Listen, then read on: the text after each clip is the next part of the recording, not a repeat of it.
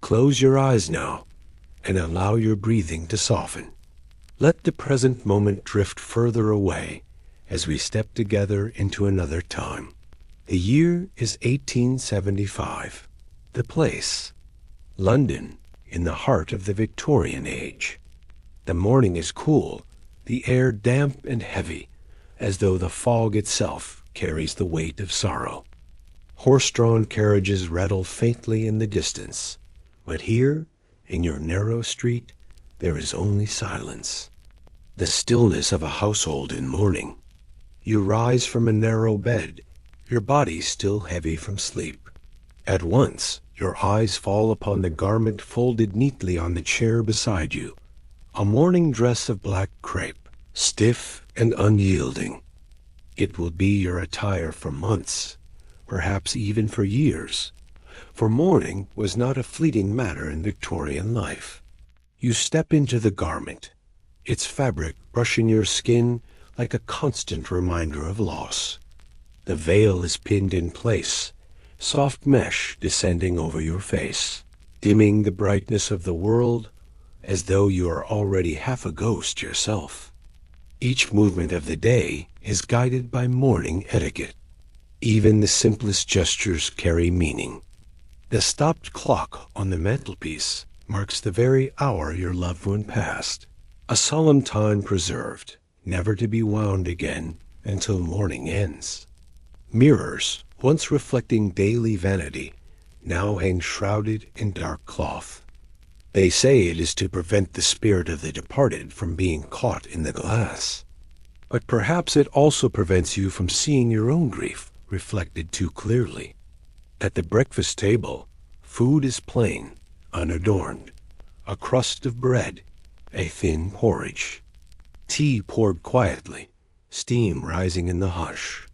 Conversation, if it happens at all, is subdued. There is no laughter at the table, no music in the rooms. Mourning stretches not only over the clothes you wear, but over the very air you breathe. Outside, the world reflects your grief back at you.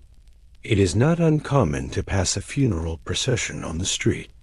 The hearse, drawn by black horses adorned with feathered plumes, moves at a solemn pace. Curtains of velvet sway with the motion, while the driver, dressed in black from hat to boots, guides the team forward. Passers-by pause, bowing their heads or stepping aside. It is not their grief, but society expects the performance of respect. Death is not hidden in this age. It is woven into the fabric of public life. You walk slowly to the cemetery. The path is gravel, crunching beneath your boots, each step accompanied by the muted sound of distant church bells.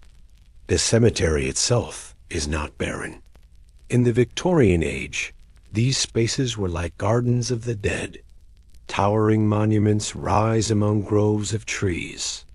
Stone angels extend their wings, watching over the quiet resting places.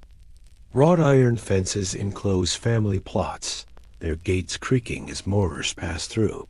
You pause before a grave. The headstone is carved deeply, the letters sharp and solemn. With a gloved hand, you trace the epitaph. Words of faith, of memory, of sorrow. Around you, others do the same. A mother kneels with her children, placing flowers carefully upon the earth. A widower lingers silently, his hat in hand. Lovers sit side by side, speaking in whispers, as though their words might drift into the soil and reach the ears of the departed. The cemetery is not a place of fear, but of communion. People stroll, not with joy, but with quiet reverence. They read aloud from poetry. They sit upon benches. They weave daily life among the stones of the dead. For Victorians, mourning was not a season to be endured privately. It was an ongoing dialogue with absence, a way of folding the memory of the dead into the rhythm of the living. Even children bore the weight of mourning. A child might wear a black armband or a dress hedged in dark fabric. They too are expected to move gently, to lower their voices, to walk carefully through these weeks and months of grief. The youngest learned early that death was not hidden, but present, always. In the quiet of evening, when gas lamps flickered on the streets and shadows stretched long, the rituals continued. Mourning jewelry was taken out from velvet-lined boxes, pendants carved from jet stone, heavy and dark against pale skin. Lockets containing a curl of the departed's hair were worn close to the heart, a fragment of the loved one preserved not just in memory, but in touch. A simple chain might hold such a relic, the weight of it a comfort in moments of loneliness. Letters, too, or their signs of loss. The envelope edged in a thick black border, a silent announcement before the words inside were even read. To receive such a letter was to know instantly that grief lay within. Entire families, whole households, lived under these signs of mourning, the visual markers stretching across months, sometimes years. And so your day ends as it began, slowly, quietly, heavy with ritual. You return to your home, a clock still frozen in time, the mirror still veiled. You unpin the crepe veil from your bonnet, fold it neatly, and set it aside for the next day. In the silence, you hear the faint creak of the wooden floorboards, the soft ticking of a single watch that still runs, marking time not for the living, but for those who wait in patience. Sleep comes eventually, not as an escape, but as another kind of mourning. Even in dreams, the departed are present, their memory stitched into every gesture, every moment, every breath of life that continues in their absence. And so the rhythm continues, day after day, month after month, a rhythm of black garments, of quiet meals, of cemetery walks, a rhythm of remembering, a rhythm of absence. Imagine yourself now, lying in such stillness, wrapped in the heaviness of mourning. The world of the living moves on, yet for you, time seems to pause. Each detail, each ritual, each breath is part of a long, unhurried performance of grief. Let us now leave behind the quiet rituals of everyday mourners and turn to one who embodied mourning more visibly than anyone else in her time. We move gently into the life of a queen. Not just any queen, but Queen Victoria herself, the figure who gave her name to an entire era. Imagine her sitting in the great halls of Windsor Castle. The room is spacious, yet strangely heavy, draped in silence. Tall windows let in pale English light, but it is filtered through curtains drawn against brightness. A writing desk stands near the hearth, its surface scattered with letters, sealed envelopes, and small personal tokens. And always there is black. Black gowns, black shawls, black ribbons tied around silver hair. Even the walls of her private chambers seemed dimmed by the atmosphere of mourning she carried. When Prince Albert, her beloved husband, died in 1861, Victoria entered a state of grief so deep, so consuming, that it lasted the rest of her life. To the outside world, she was a monarch draped in eternal black. But within her own daily life, she was a widow who could not let go of the past. His rooms were preserved as if he had only just stepped out. His clothes laid neatly, his shaving set arranged carefully, his portrait always within sight. The presence of the departed was made constant, woven into her routines.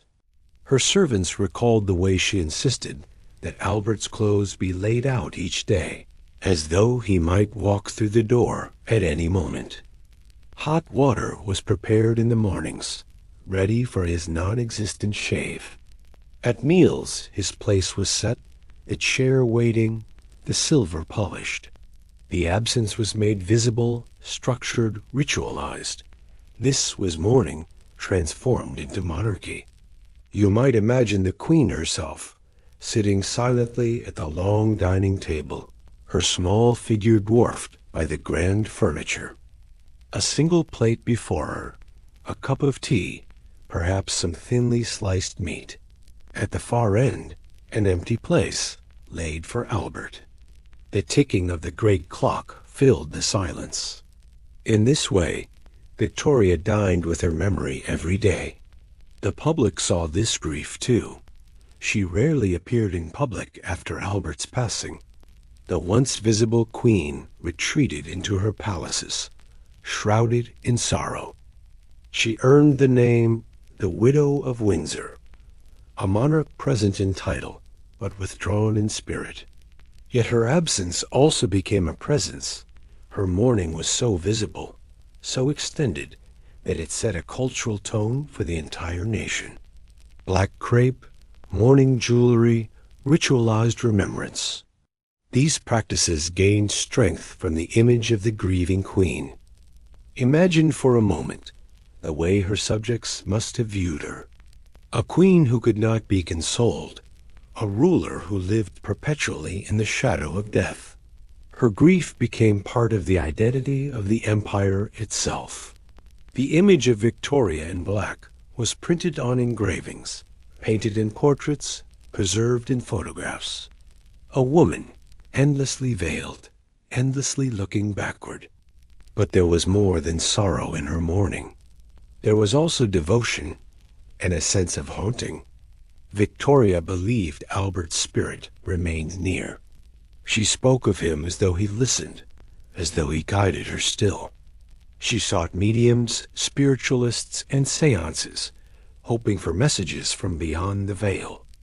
The great halls of the palace, quiet and dim, sometimes flickered with candlelight, as mediums attempted to call the dead into presence. Whether these séances brought comfort or only deepened her longing, we cannot fully know. But to Victoria, the line between the living and the dead grew thin, blurred by love and grief. Year after year, the rituals of mourning continued. Christmas without Albert was observed with shadows. His stockings were hung, his gifts laid out. His birthday was marked with solemn gatherings, as if he were only absent in body, but still present in spirit. Visitors to Windsor Castle often remarked on the air of melancholy that hung over everything. Even laughter seemed subdued, as though no sound should disturb the queen's quiet sorrow. And yet, through this endless mourning, the machinery of empire continued. Letters signed, papers reviewed, decisions made. The widow queen reigned over an expanding empire that stretched across continents. Her grief coexisted with power, and her personal mourning shaped the culture of millions. Imagine her, near the end of her long reign, still in black, still carrying Albert's memory. The world around her had changed, the railways expanded, cities grew, industry surged. Yet within her chambers, time had stood still since 1861. A photograph of Albert remained. His rooms were kept. His name was whispered in prayers. And so, Queen Victoria became the very embodiment of mourning. To live as she lived was to be suspended between two worlds, the world of the living she ruled and the world of the dead she longed to rejoin. Her mourning was not a season, not a year, but a lifetime. As you imagine this, let the rhythm of her grief settle into your breathing, a rhythm of presence and absence, a rhythm of memory that never fades, a rhythm of a queen who turned her personal sorrow into a public symbol, one that stretched across decades, shaping an age.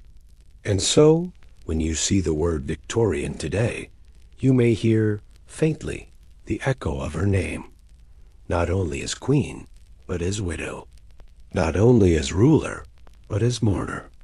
Black fabric trailing down the halls of Windsor, candlelight flickering, clocks ticking, all marking the endless rhythm of her grief.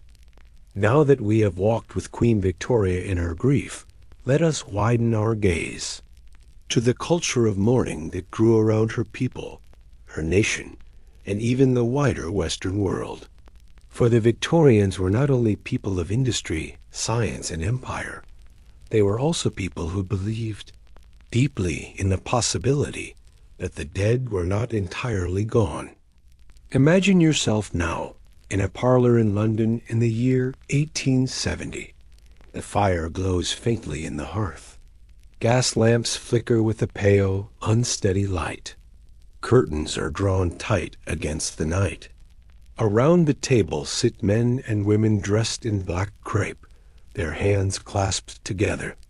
Upon the polished wood of the table rests a single object. Perhaps a planchette, perhaps a bell, perhaps nothing at all. The air is hushed, heavy, and filled with expectation. This was the world of Victorian spiritualism, a world in which séances became common practice, not in secret chambers, but in drawing rooms, parlors, and sometimes even theaters. The veil between the living and the dead was thought to be thin, and countless families sought comfort in the idea that their lost loved ones might whisper through that veil. For many, grief was constant. Infant mortality was high, diseases swept through crowded cities, and wars claimed countless lives. Families were rarely untouched by death. Mourning was not an interruption of life. It was woven into the very fabric of existence. And so, spiritualism grew not only as entertainment, but as solace. Mediums claimed they could summon voices from beyond. They spoke in whispers, their voices shifting as though borrowed from another soul. Some produced knocks on wooden tables, faint raps said to be coded messages from spirits. Others allowed their hands to be guided, writing words that supposedly came from those long departed. There were even tales of spectral hands, materializing in darkened rooms, reaching out to touch the living. Imagine sitting there yourself, the silence of the room broken by a single sound, a knock on the table, sharp and distinct. Was it only wood contracting in the warmth of the fire? Or was it, as the medium claimed, the hand of a spirit? The uncertainty itself was enough to stir both wonder and unease. Photography, too, became entwined with mourning. In the age of invention, when cameras were still young, some photographers claimed to capture not only the faces of the living, but also the pale outlines of the dead. Spirit photographs. They were called images where a faint, translucent figure hovered behind the subject. Mothers posed with children, soldiers' widows posed alone, and in the print, a ghostly form seemed to appear, draped in mist.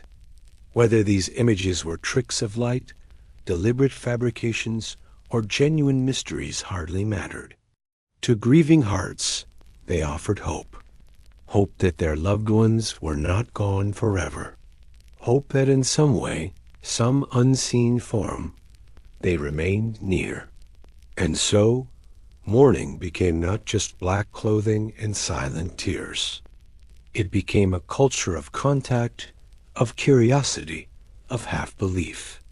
Victorian households kept hair lockets, mourning jewelry, portraits draped in black. Cemeteries grew into garden landscapes where families walked among the stones as though visiting a park. The presence of the dead was everywhere, softened by ritual, made familiar by custom. The mysteries of the Victorian age were not all technological or imperial. Some of the deepest mysteries were domestic quiet gatherings, whispered prayers, faint knocks in dim parlors.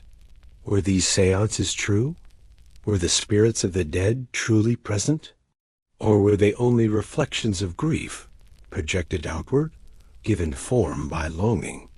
We cannot say for certain. Yet for the Victorians, the answer mattered less than the experience itself. To sit in the circle, to hear the faint sounds, to see the ghostly image, was to feel, if only briefly, that the veil had lifted. That absence had become presence. That loss had become reunion.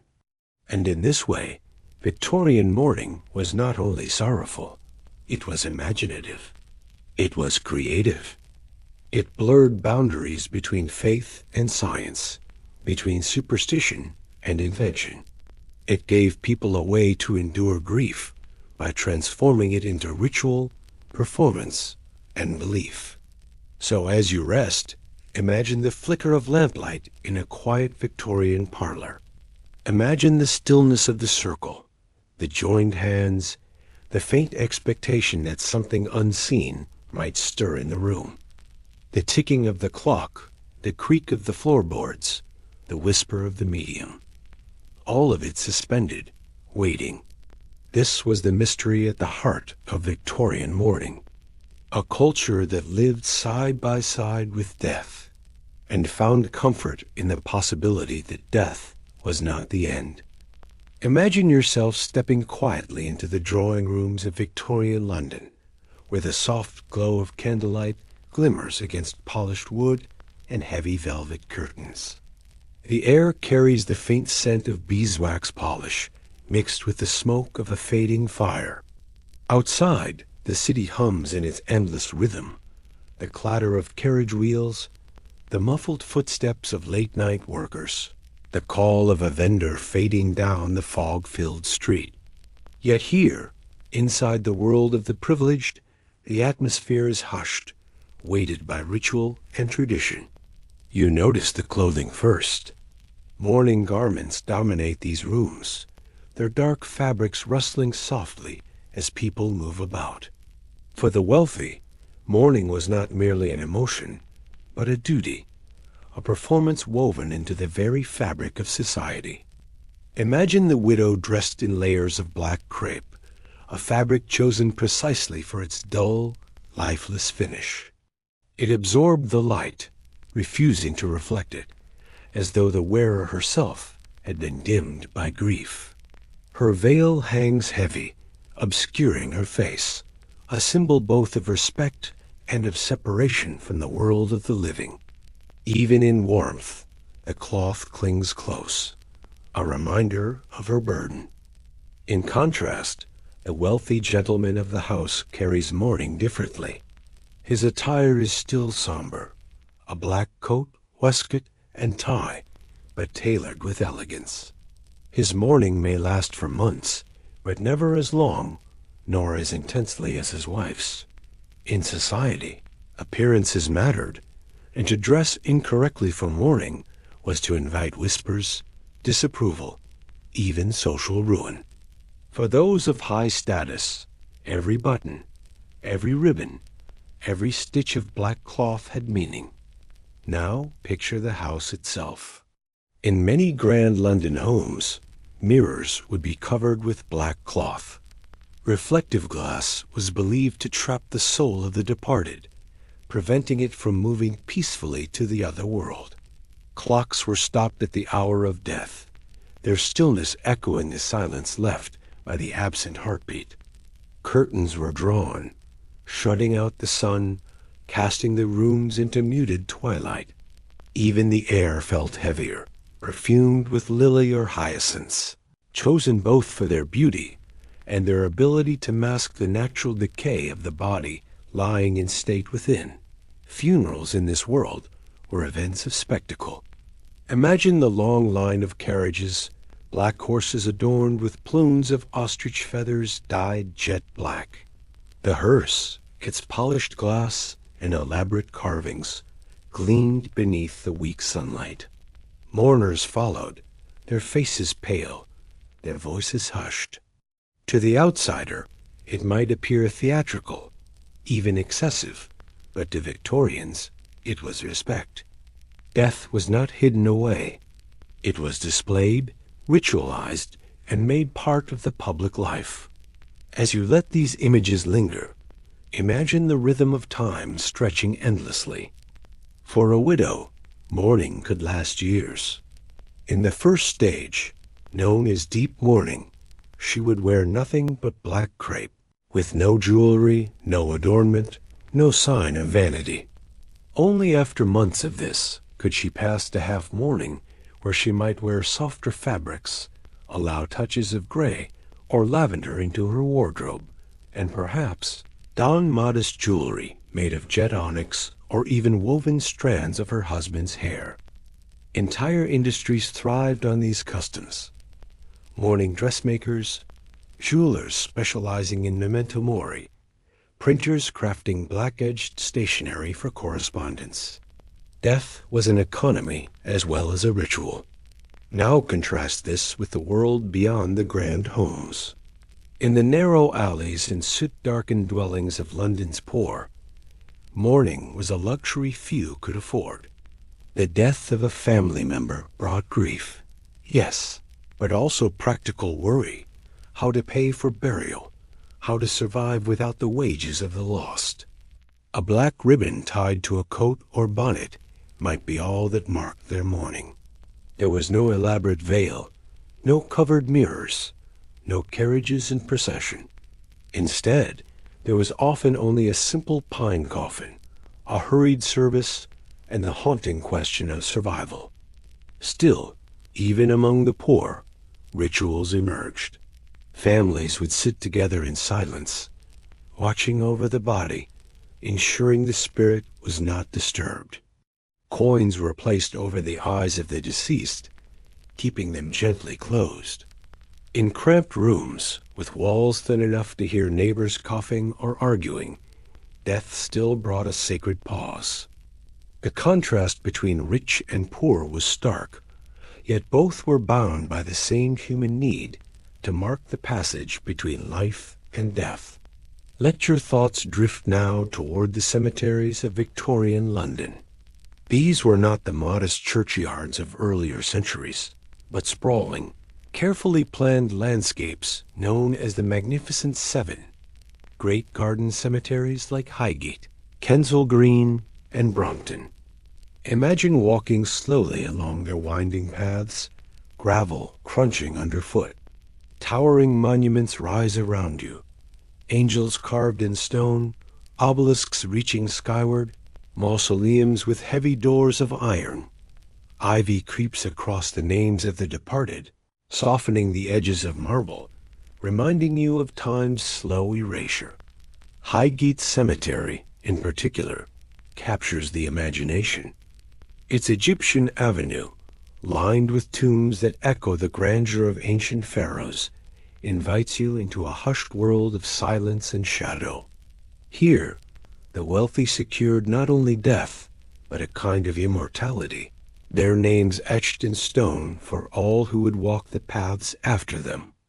Yet beneath the beauty, there was unease. Stories whispered of bodies stolen by resurrectionists, of graves disturbed in the night, of mourners glimpsing ghostly figures drifting among the headstones. For the Victorians, death was both sacred and unsettling, a mystery always near, never fully explained. Séances became a curious part of this culture. In darkened parlors, the wealthy gathered around tables, hands linked, eyes closed. The air would be heavy with anticipation, the faint scent of candle wax and perfume mingling. A medium would speak softly, calling to spirits, promising messages from the other side. Whether one believed or not, the act itself was powerful, a blend of hope, grief, and curiosity.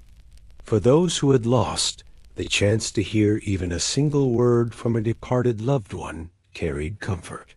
For others, it was little more than a performance.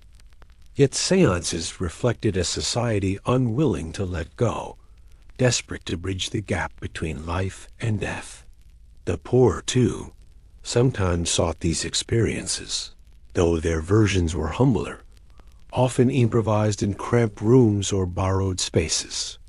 Death blurred the lines between classes, even as wealth dictated the grandeur of ritual. Now imagine, once more, The quiet of a Victorian parlor after a funeral procession has faded into memory. The heavy curtains are still drawn, the mirrors still draped, and the air feels as though it holds its breath. In the silence, you begin to notice smaller details.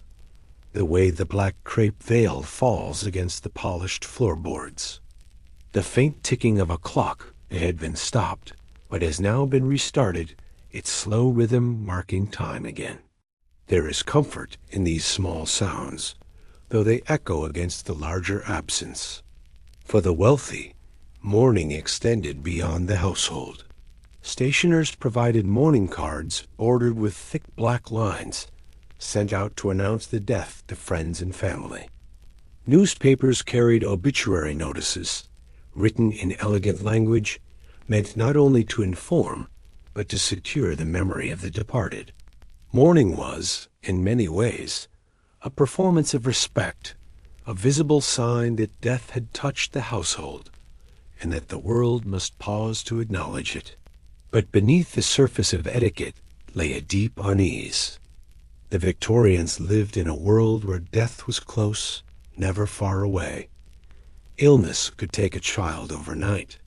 Accidents claimed workers in factories and on the streets. Childbirth ended the lives of mothers and infants alike. Even among the wealthy, safety was fragile. Mourning rituals, though elaborate, were not simply for show. They were a way of giving structure to grief in a society always shadowed by loss.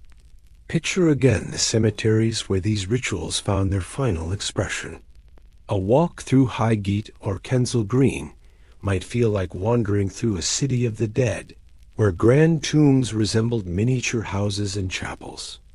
Names of entire families were carved into stone, some now faded by the elements, others preserved as if untouched by time. The quiet was deep, broken only by the rustle of trees or the call of distant birds.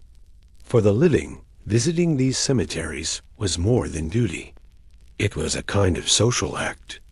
Families strolled among the graves on Sundays, treating them almost like parks, spaces of reflection, beauty, and melancholy. And yet, alongside reverence, there was fascination. Death was not hidden, but lingered at the edge of daily life. Spiritualism grew from this fascination, drawing men and women of society into dimly lit rooms where mediums spoke in hushed voices.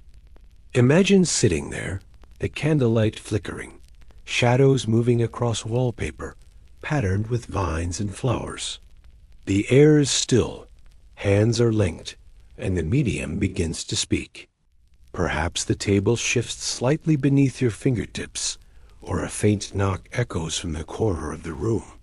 For some, this was proof of spirits reaching out.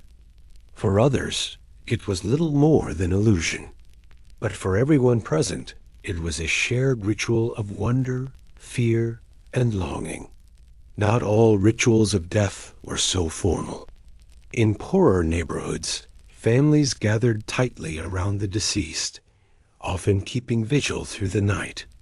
A single candle might be all that illuminated the room, its flame bending and straightening as drafts of cold air slipped through thin windows. The body rested on a simple board, or sometimes the family table, while neighbors came to pay respects. There was no luxury of years-long mourning attire or elaborate jewelry, only the immediacy of loss, and the knowledge that tomorrow life's struggles would resume with one fewer hand to help. And yet, even in poverty, creativity found expression. Some families saved for photographs of the deceased, images known today as post-mortem portraits. Imagine the quiet scene of a photographer arranging the body of a child, dressed carefully, eyes gently closed, posed as if sleeping. The resulting image would be kept as a treasure, a final likeness, held close by grieving parents who had no other photographs to remember their child by. The wealthy also embraced these photographs, sometimes seating the deceased in a chair propping them with supports, or surrounding them with family members who gazed solemnly into the camera. To modern eyes, the practice may seem unsettling, but to Victorians, it was an extension of remembrance, a way of holding on to the person just a little longer.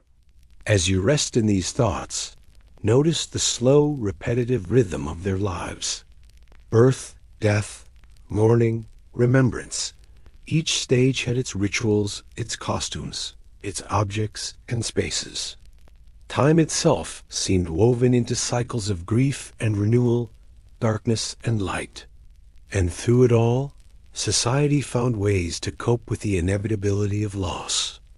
The rhythm of Victorian life was marked not only by the presence of mourning, but by the constant contrast between the rich and the poor. Imagine yourself walking through a London street in the 1870s. On one side, carriages roll past tall townhouses, their doors painted in glossy black, polished brass knockers gleaming faintly, even under gray skies. Inside, servants move quietly through corridors, laying coal in the grates, carrying trays of food, adjusting heavy velvet curtains. In these houses, mourning followed elaborate etiquette, each step calculated, each garment carefully selected to show not only grief, but also refinement. And yet, only a few streets away, the narrow alleys of the East End tell another story.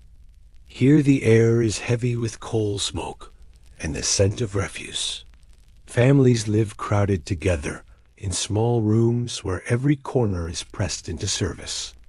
Death here is not accompanied by drawn curtains and mourning jewelry, but by hurried arrangements, borrowed money, and the simple dignity of neighbors gathering to console one another. Children watch quietly as a coffin is carried from the building, their eyes wide, perhaps not fully understanding, but already familiar with the cycle of loss. This contrast defined the era. For the wealthy, mourning was an extension of status. For the poor, it was a struggle against the harshness of life. Yet both shared the same final destination, the cemetery, where stone markers stood side by side, some grand and enduring, others modest and easily forgotten. Now, imagine a slow walk through one of those grand cemeteries again. The grass is damp beneath your feet, and the silence feels complete, broken only by the faint sound of distant traffic or a bird overhead. Stone angels stand watch over tombs, their faces softened by rain and time. You read the inscriptions, names, dates, epitaphs. Some are simple, beloved mother, while others stretch into long verses, declaring virtue, faith, and memory. Each stone is a fragment of a life once lived, a whisper across time. The Victorians visited these spaces often. Families returned week after week to tend graves, placing flowers, cleaning headstones, or simply sitting nearby. It was not unusual to see people bring picnics, treating the cemetery as both a place of mourning and a place of peace. To them, it was a space where the boundary between life and death grew thinner, where memory lingered like the mist rising in the early morning. Within the drawing rooms of the elite, mourning created its own atmosphere. Heavy drapes muted the light. Portraits of ancestors seemed to watch with solemn expressions from their frames. On small tables, mourning jewelry rested, lockets with hair braided inside, brooches carved from jet, rings inscribed with dates of death. Each object carried with it not only a memory, but a weight, a reminder of the family's continuity and fragility. At evening, candles burned low, their wax pooling onto polished holders. The glow flickered across faces drawn with grief, or perhaps simply tiredness from long rituals of etiquette. The stillness was broken only by quiet conversations, whispers exchanged over tea, the soft creak of a chair as someone shifted in their seat. You might imagine yourself sitting there, feeling the weight of silence, the way it presses gently but firmly, urging you toward reflection, toward calm, toward rest. In those years, when mourning lingered like a shadow across every family, even the smallest gestures carried meaning. A letter edged in black told its story before it was even opened. A shop window draped in dark cloth signaled the passing of someone respected. The sound of church bells, heavy and slow, drifted across neighborhoods, marking yet another departure. And as the bell tolled, life paused for just a moment before settling again into its familiar rhythm. Inside the grand houses, mourning created layers of ritual. Visitors were received in drawing rooms where chairs had been covered in black cloth, where mirrors were sometimes veiled to soften the brightness of reflection. Curtains, drawn against the sunlight, gave the air a muted quality, as though time itself had slowed. Even conversation adjusted to the atmosphere. Voices lowered, sentences lengthened, pauses more frequent, as though words were hesitant to disturb the silence. You might imagine sitting in such a room, your hands folded in your lap, listening to the steady crackle of a coal fire, feeling the weight of the quiet around you. Among the wealthy, mourning extended not only to clothing and home, but to the very rhythm of the social calendar. Balls were postponed, gatherings subdued, travel delayed. A widow, bound by expectation, might spend years in heavy black. Her world narrowed to a handful of acceptable visits and the companionship of family. It was not only an expression of grief, but a demonstration of respectability, a reassurance to society that appearances and propriety were carefully observed. And yet, beneath the surface, one might imagine the weariness, the constant vigilance over attire, the repetition of sorrow made visible every time a veil was lifted or a jet brooch fastened at the throat. In contrast, the poor of the city had little time for elaborate displays. Their mourning was practical, often improvised. A black ribbon sewn onto a bonnet, a coat dyed hurriedly in cheap ink that faded with rain. Children wore hand-me-down garments, whatever could be adapted quickly enough. Yet the dignity of remembrance was present all the same. A neighbor might arrive with flowers gathered from a yard, another might lend a shawl, and together they formed their own quiet rituals of loss, woven into the ongoing struggle of daily life. In such households, grief was not an interruption of routine, but a thread running through it, inseparable from the effort to survive. As night fell, the city itself seemed to carry its own kind of mourning. Gas lamps flickered to life, their light casting long shadows across cobblestone streets. Fog crept slowly from the river, softening the outlines of buildings, muffling the sound of footsteps. The mourners walking home from cemeteries or wakes seemed part of this somber landscape, their figures dissolving into mist as though carried away by it. Imagine yourself there, moving quietly among them, the air cool and damp, each breath carrying the faint taste of coal smoke and river air. The fascination with death extended into parlors, where séances became a curious mixture of belief, performance, and yearning. Families, unable to let go, gathered around tables where mediums promised to bridge the gap between the living and the departed. The flicker of candlelight, the stillness of the room, the anticipation that filled each pause, all of it created a strange comfort. Even for those who doubted, the act of trying seemed to ease the weight of absence.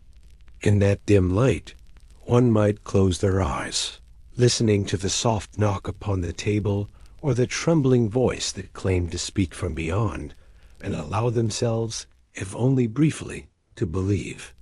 Through all of this, the wealthy and the poor alike sought solace in symbols. Crosses carved into gravestones, lily laid on coffins, lockets containing a lock of hair, each one a way of holding on to what was gone. The Victorians believed deeply in memory, in the continuity of family across generations, in the importance of marking every passage. Even as the world around them changed, with trains speeding across the countryside and factories reshaping the city, death remained a constant presence, woven into the very fabric of daily life. And so, hour by hour, the story of mourning in the Victorian age unfolds, not in sudden moments of drama, but in the steady rhythm of rituals, repeated of footsteps, retraced of garments worn and worn again, until fabric frayed. It was a life that demanded patience, endurance, and acceptance. And as you let these images settle in your mind, the quiet drawing rooms, the foggy cemeteries, the black-edged letters, the steady tolling of church bells, you may feel the same gentle rhythm, slow, steady, unhurried, the rhythm of a world that, though long gone, still whispers to us across the distance of time. As the century wore on, the customs of mourning continued to evolve, taking on subtle variations from household to household, yet always bound by that same underlying current of solemnity. You might imagine yourself walking through a Victorian neighborhood on a gray morning, passing rows of narrow terraced houses and larger townhomes, each one carrying outward signs of loss. A black wreath on a door, a drawn blind in an upstairs window, a group of neighbors standing quietly in the street. Even without words, the presence of grief was shared, woven into the everyday fabric of community. Step inside one of those homes, and the air shifts again. The smell of beeswaxed candles, mixed with the faint trace of coal dust, hangs heavy in the hallway. Shoes are left neatly by the door. Voices drop to a hush. In the front parlor, chairs are set out for visitors, each covered in plain cloth. A mantel holds photographs of the departed, sometimes framed in somber black, sometimes adorned with a simple flower. A clock ticks steadily in the corner, its rhythm marking the passage of time in a room where time itself seems to have slowed. You sit quietly, listening to the muted scrape of a chair, the soft murmur of condolences offered, the sigh of fabric as someone shifts in their seat. The rituals of mourning were carefully observed, not only for the sake of the living, but as a sign of respect to those who had gone before. There was comfort in the repetition, in knowing that you followed a path laid out by generations. And yet, beneath the formality, there was also an ache, the awareness that behind every rule of etiquette lay the raw truth of absence. Imagine a widow rising each morning to dress in her heavy black garments, fastening the same brooch at her collar day after day. Each motion performed carefully, each layer a reminder of both duty and loss. The weight was not only physical, but emotional, carried through every interaction, every public appearance. As days passed into weeks, and weeks into months, the presence of mourning did not fade, but shifted in character. The stark black of early grief gave way to softer shades, gray, lavender, pale mauve, each marking a slow, sanctioned transition back toward life. This careful gradation was more than just fashion. It offered a kind of permission, a gradual easing of sorrow, paced not by personal readiness, but by the expectations of society. In this way, grief was both constrained and guided, shaped into a pattern that could be endured. You can imagine yourself watching the shift, noting the way color slowly returned to a household, how laughter, once muffled, began to creep softly back into conversation. Beyond the parlor and the household, The rituals of mourning extended into the very structure of the city. Cemeteries became places of both sorrow and beauty. Winding paths lined with yew and cypress trees, monuments carved with angels or draped urns, benches where families might sit for hours. These spaces were not hidden from view, but integrated into daily life. They were destinations for Sunday walks, places where the living could spend time among the departed, where grief softened into memory, and memory into quiet companionship. Picture yourself there, seated on a stone bench, the air filled with birdsong, the ground damp with morning dew, reading the names engraved into marble, each one a story now silent. And yet, the Victorians did not view death only as solemn.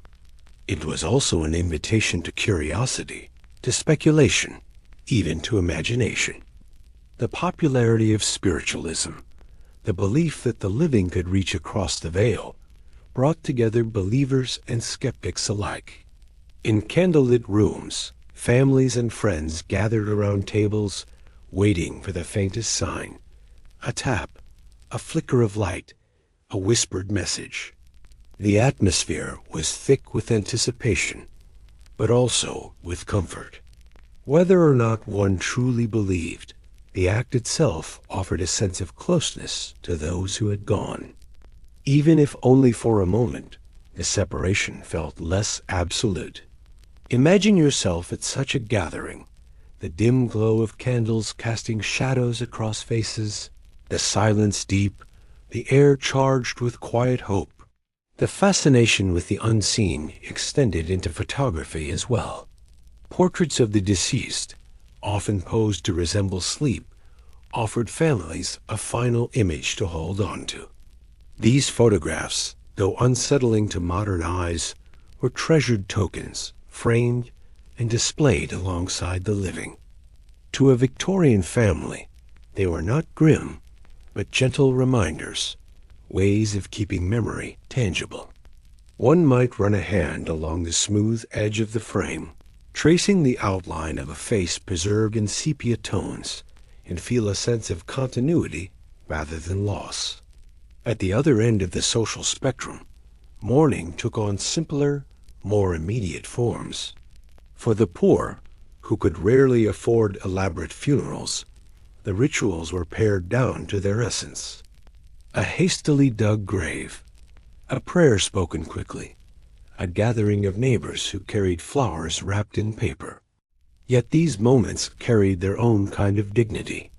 There was no grandeur, but there was presence, the assurance that even in poverty, no one passed from the world entirely unmarked. And in this simplicity, perhaps, lay a purity of grief, unburdened by etiquette or display.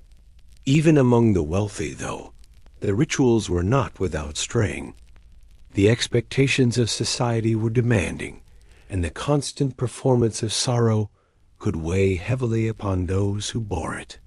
Behind closed doors, some sought relief in private laughter, in secret moments of levity, in the quiet acknowledgement that life still pulsed beneath the layers of ritual. Yet these were rarely shown in public, for the rules of propriety held firm. And so, the dance of appearances continued, each gesture measured, each word chosen with care. As you imagine these lives, you may feel the rhythm of it all, the repetition of gestures, the cycles of color, the tolling of bells, the hush of drawing rooms, the slow walks through shaded cemeteries. It is a rhythm that is steady, deliberate, unhurried, the same rhythm that carries you now, as you drift with the story, allowing it to flow around you like a gentle current. The Victorians lived with death as a constant companion. It was not hidden, not sanitized, not kept apart from daily life. It was acknowledged, ritualized, woven into the fabric of existence. And in that acceptance, there was a kind of peace, a recognition that life and death were not opposites, but part of the same continuum.